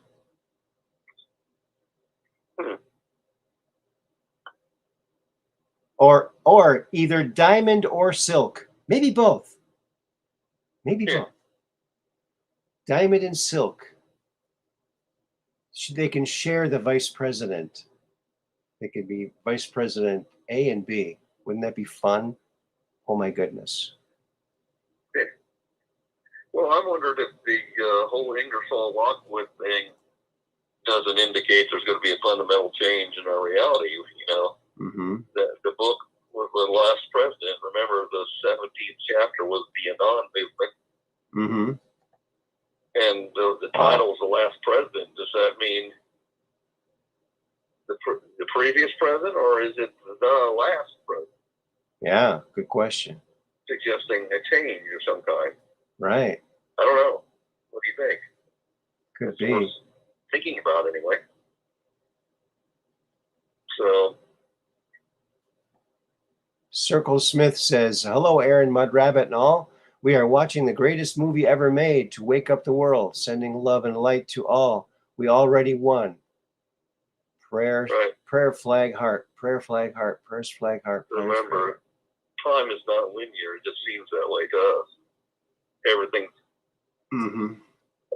every event's already occurred. There's a sequence of potential events, and we can shift the path onto different paths, but all the events, possible events, are already played out. Mm-hmm. And so it's our job just to. This is why our consciousness is so important. More than anything physical act that you would do. And so what I tell people, all you have to do is to keep your consciousness expanding. Mm-hmm. And how do you do that? Well, by doing something. Obviously, the more constructive it is, the better it is. But, when you're around people and their consciousness goes up, yours does too. Mm-hmm. So we have to stay positive. Don't let fear take us out of our game, right? Yeah. That's a big one, right? Because that's the technique that they use to try to defeat us, right? They know if they get enough of us fearing things, they can control our thinking. Mm-hmm. And if we're not buying it, then they know that the only way they can potentially defeat us is if they can get us to fear again. Well, we just don't do it. Right. And if we don't do it, they can never win. Yeah. Well, I say it's predestined that the win they lose anyway, right? This is just part of our spiritual training. So they're always supposed to lose. It's just a question of how long it takes us to do it, right? Mm-hmm. Oh, Susan Danielle says Devin Nunes for VP. Good one. Yes, he is so very honorable. And he's doing a great job at Truth Social. Great job. Good one. So, Flynn. Maybe there's some unknowns out there that are going to emerge some way and do something profound to help humanity. What about Marjorie Taylor Greene? Yeah. Whoa. That would be awesome. Marjorie Taylor Greene. That would rock. I just thought of that. Wow. That'd be a boost to her career, huh? Wow. But you can see they're not in control, right? Jim Jordan. All their narratives have been fallen by the wayside, and they have to throw out something to keep people from seeing something else that's going on, right? Mm-hmm. And that just tells you they're not in control. They're in a panic mode, or they're putting out fires left and right, you know? Right. Mad Poke says Candace Owens at VP would be perfect foil for all the wokies. How can they oppose a woman of color? Well, they just say it's Uncle Tom's Cabin. That's all they do. They have a one-liner for everything. It doesn't mean that it's a good rebuttal. It's just what they say. But yeah, because they talk about, you know, like Tim Scott. He's the one that did the what is it? The opportunity zones for black neighborhoods, and they called him Uncle Tom's Cabin guy, Uncle Tom's, or whatever they called him. Yeah, Uncle Tom. Yeah, so stupid. Well, whatever choice he makes, it'll be a good one. I think. Oh yeah. I think he. I don't know. I think it's possible that Trump chose the last one because it was part of a timeline. You know, that you can see the timeline and what it was going to do, and he had to pick. He had to pick the timeline that we win under, right? Right. Which meant that he had all kinds of people in his administration he had to get rid of. What about a vice president? You know? What about a vice president that couldn't be taken out? Like Peppy. Peppy, the cartoon character. It's my vice president. That might not go over so well. But hey, we can always dream. Or how about the Anons? The Anons are the vice president. Yes, there will be a monitor at all vice president functions, and all the Anons will be monitoring everything. I think that the truth of what's going on in our world is going to be more bizarre than you ever imagined. Yeah. You know? And, you know, think about how long we've been under this propaganda being used against us. How do we know that, you know, what we've been told about Russia is actually true? Right. What we've been told for 40 years is actually true. You know, I think we look a lot like Russians. I mean, Americans and Russians, they look a lot alike. I always thought that, and I never thought that we should ever be enemies, because we pretty much look a lot alike. Well, I had an aunt who her husband was one of her husbands was a test pilot, but the next husband turned out he was a spy. Oh. For the United States, and his specialty was the Soviet Union, and this had been a long time ago. He came to us in the 70s and said, "I'm going to tell you a little secret. The Russians at the top want to abandon the Communist Party. And the only reason they can't make that public is because there were a lot of younger zealots underneath them that would take them out if they did that, right?" Mm-hmm.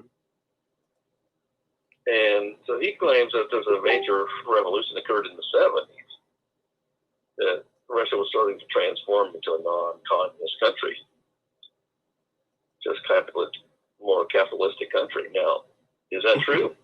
I don't know. I only have that input from what he had to say, but I'd say it's it's very possible what we know of Russia is all been skewed, right? Yeah. It's getting very dangerous to talk over there.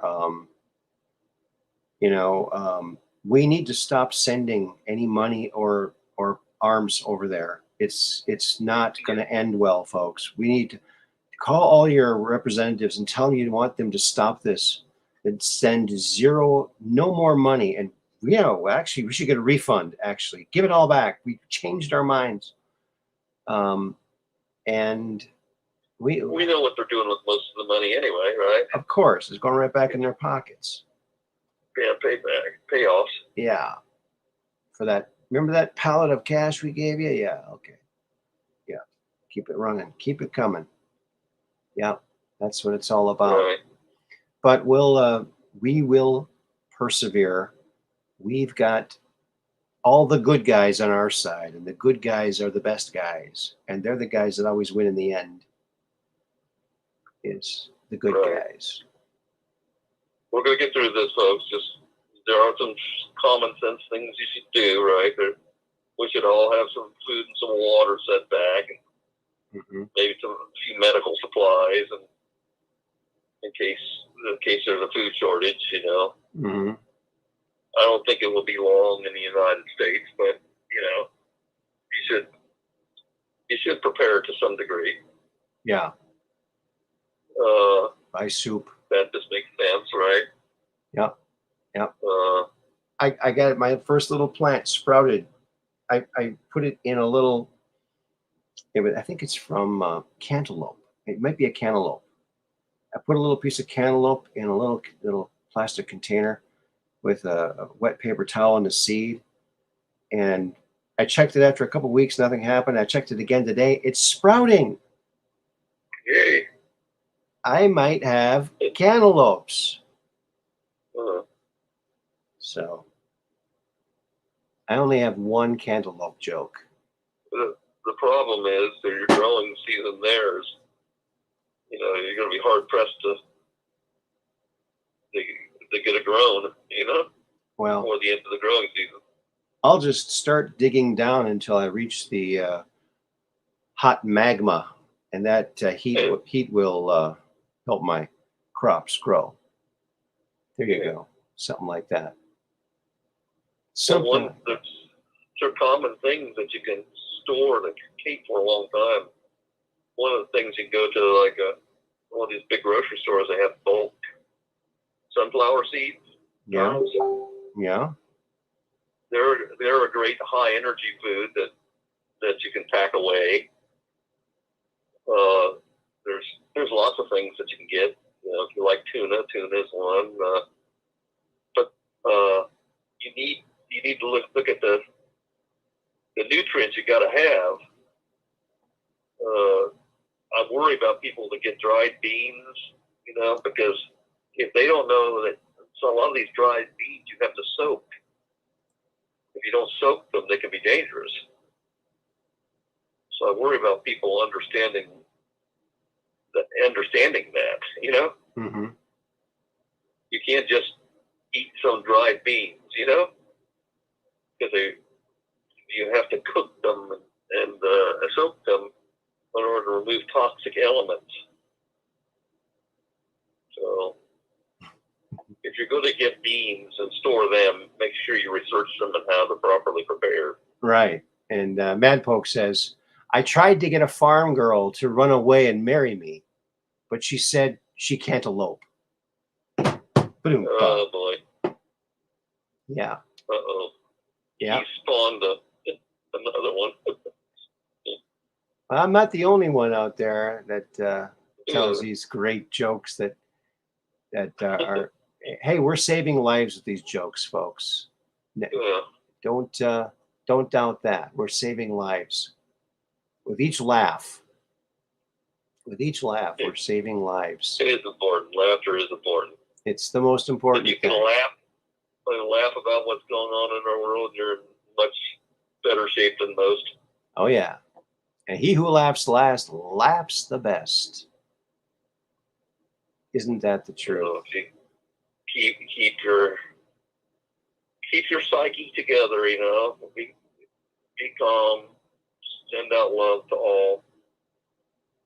Mm-hmm. You know, that is a conscious act. Your consciousness grows when you do that. Oh yeah. And it helps others to grow too. That's what's going on in the bigger picture. Or the Mm-hmm. collective consciousness of our planet is rising and rising and rising. Oh yeah. Dueling dad jokes. Nothing better than dueling dad jokes. That's I think that could be a hit show right there. Dueling dad jokes. Hey Abby, she's coming in at the end. Yeah, but you're not too late. You still caught us at the end. Well, Max. So when is your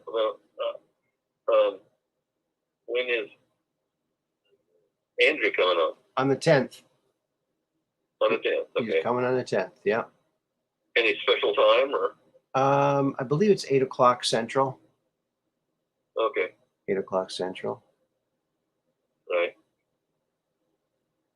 So Abby's saying hi to you, Max. Hi, Abby. Hi, everybody. You didn't miss him. He's still here. But we're going to be tucking ourselves in here. We're going to be saying hello to the sleepy land out there. Because I have one question. I don't know if you okay. What's going on with Andrew, the format or whatever, but if you have an opportunity to ask a question for me, one question I'd like to ask of him is, do any of these people that have traveled in time notice any particular strange reaction when they get around dogs or horses? Dogs or horses? When I get around horses, their eyes get gigantic and they look at me like they're scared to death of me. Uh-huh. Well, maybe it's just your aftershave. That's a good one, but that high karate that high karate is kind of strong. Remember that stuff? High karate. Yeah. Do they still make that? Yeah, that's telling your age. Do they still make that high karate? I don't know. I don't think so. They don't? I don't know. I don't think so. I never heard of it since. Well, I hope they start making it again. Maybe I'll start wearing it again. High karate. Yeah, maybe it'll help. But the horses used to try to take me under tree branches and knock me off, or everything, you know. And I was dating this woman who had all kinds of horses. She's a doctor and had all these horses. And the first time she took me out to the barn and introduced me to the horses, we got near the horse, and horses gets his eyes gets as big as his eyes can get, you know. Like he was terrified of me. So I've had that effect on some dogs too.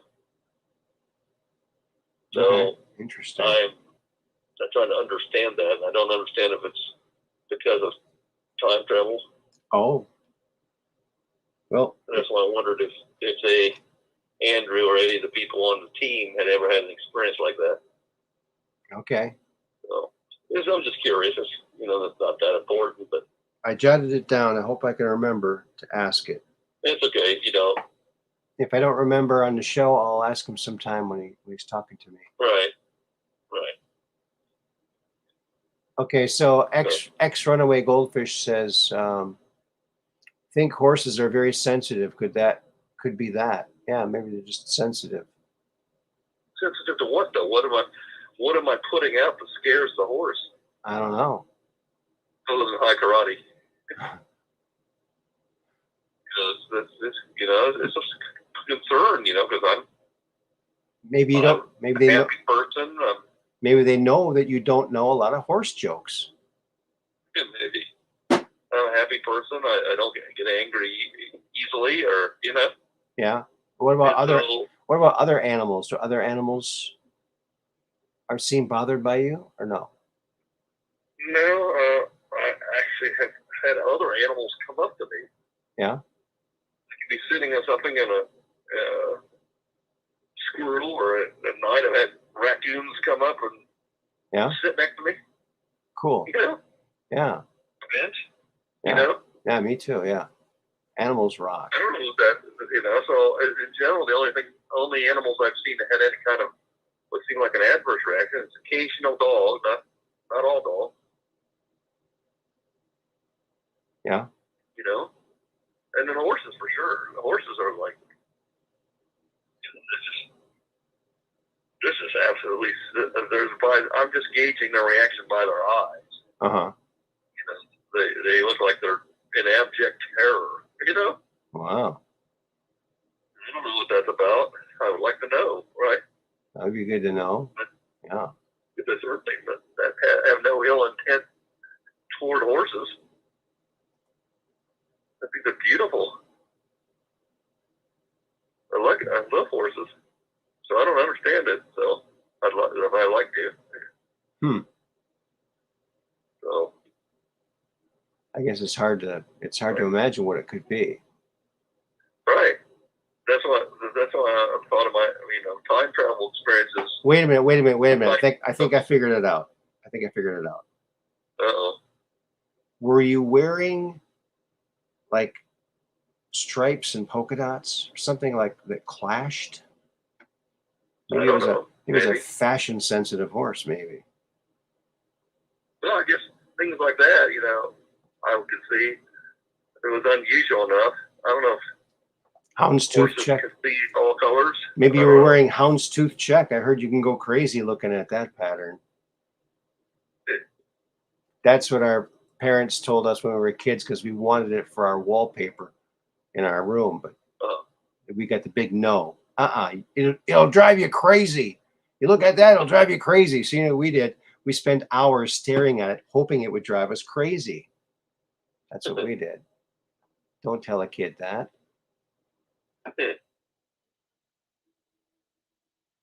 don't know. If anybody has any other theories, I'd love to hear them. Okay. So it's one of those great mysteries. And of course, I had that experience long before I realized that I might have had some time travel experience. All my life, horses have had that response. So maybe they're jealous. They want you to take them with you. We'd all go for, parents would take us to this place so we could all ride horses, right? And everybody else, all the other siblings, they had a great time on the horse. I get on the horse, he goes straight for the lowest branch to knock me off. There you go. Wow. You know? My first time on a horse, actually, I went with the whole class when I was teaching daycare at this daycare in Minnesota, in Navarre, and we went to go horseback riding. And now at the time, I was driving this really nice Rambler, like a '64 Rambler. It had like 27,000 actual miles, and it was champagne pink, perfect condition, like brand new. Even the brake pad was like new. I mean, it was unbelievable. And so we get to this horse place, and I picked my horse out. And so they were saying, "Okay, I'll get on. This is how you get on it." And this is, "Oh, you picked this horse?" I said, "Yeah." And he goes, "Oh, good pick. His name is Rambler." What? Really? No way. Cool.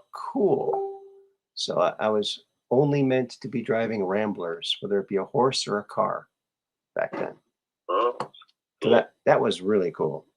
Rambler. Yeah. Just a rambling man, huh? Just rambling.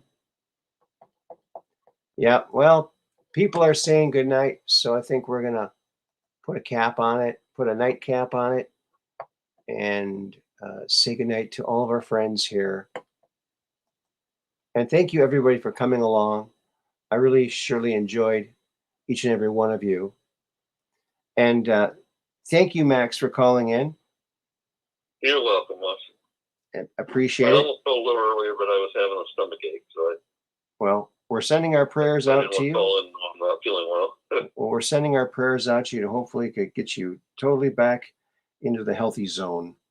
And thanks again for calling. It's definitely moving that direction. I appreciate all the prayers. Okay, and we'll talk to you next time. Okay, very good. Thank you. Take care. Bye-bye. Good night.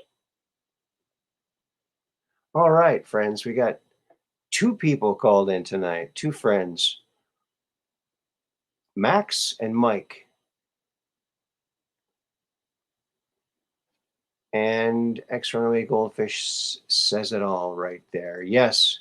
Good night, friends. Thanks for coming along on the Truth Quest, because we're just downrange of strange, where the outrageous is contagious. And the paranormal is the new normal. So thank you very much. Thanks for sharing this out.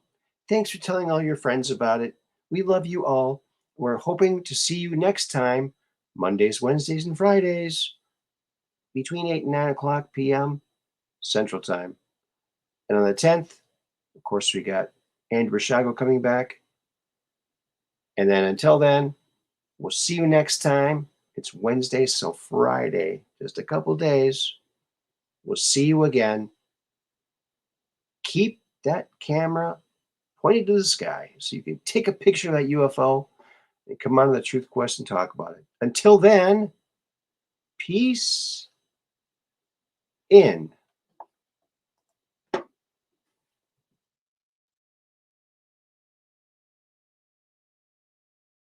Thank you all. All right. Peace in.